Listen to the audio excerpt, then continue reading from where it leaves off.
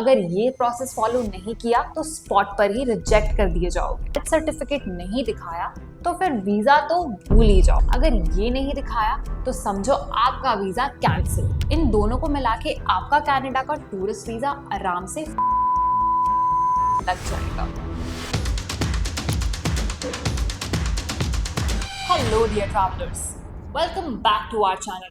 We, the most trusted travel and visa providers, as you call it, the Beyond Road Tours. आज हम बात करने वाले हैं कनाडा के विजिटर वीजा के बारे में, जिसे हम टेम्पररी रेसिडेंट वीजा या टूरिस्ट वीजा भी कहते हैं। इसका procedure, required documents, costing and validity, इस वीडियो में हम हर चीज डिटेल में डिस्कस करेंगे।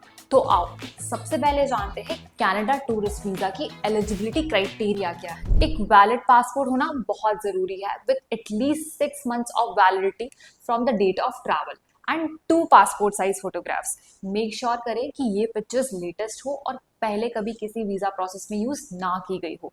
अगर ये प्रोसेस फॉलो नहीं किया तो स्पॉट पर ही रिजेक्ट कर दिए जाओगे। फाइनेंशियल स्टेबिलिटी के लिए आपके income tax returns, bank statement with minimum balance of 1 lakh plus होना जरूरी है। Here your e statement can also work. देखो, अगर आप एज कपल ट्रैवल कर रहे हो देन आपके हस्बैंड या वाइफ के पासपोर्ट पर आपका नेम एज स्पाउस मेंशन होना जरूरी है।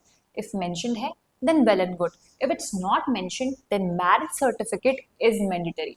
अगर marriage certificate नहीं दिखाया तो फिर वीजा तो भूल ही जाओ। If you are an employee, then आपकी 10 years of work history, जिसमें आपका 11th, 12th, graduation plus work experience count होगा with at least 3 months of salary slip and the NOC letter which is released by your company. अगर आप self employed है then an original cover letter और business letterhead और company का registration भी required होगा। अगर आप रिटायर्ड है then आपका retirement proof with pension and personal bank statement with 6 months of validity required होता है। अब बात करते हैं आपके एप्लीकेशन प्रोसेसिंग के बारे में। सबसे इम्पॉर्टेंट पार्ट है cover letter. Cover letter basically visa officers को हेल्प करता है आपके ट्रैवल इंटेंशंस को समझने के लिए। यहाँ cover letter address to the visa officer is mandatory. अगर ये नहीं दिखाया तो समझो आपका वीजा कैंसिल। आपकी flight and accommodation details with a well planned itinerary is very important.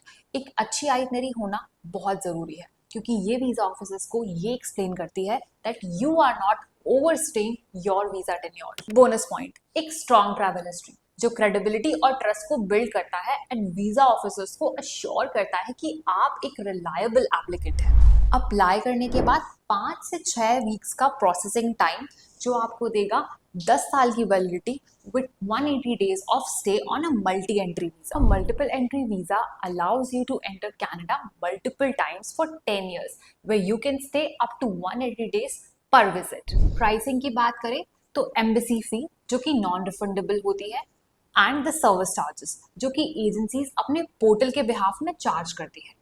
इन दोनों को मिला के आपका कनाडा का टूरिस्ट वीजा आराम से 15 to 20,000 में लग जाएगा। Now do subscribe to our channel and do not forget to follow Beyond Road Tours for latest visa and travel updates.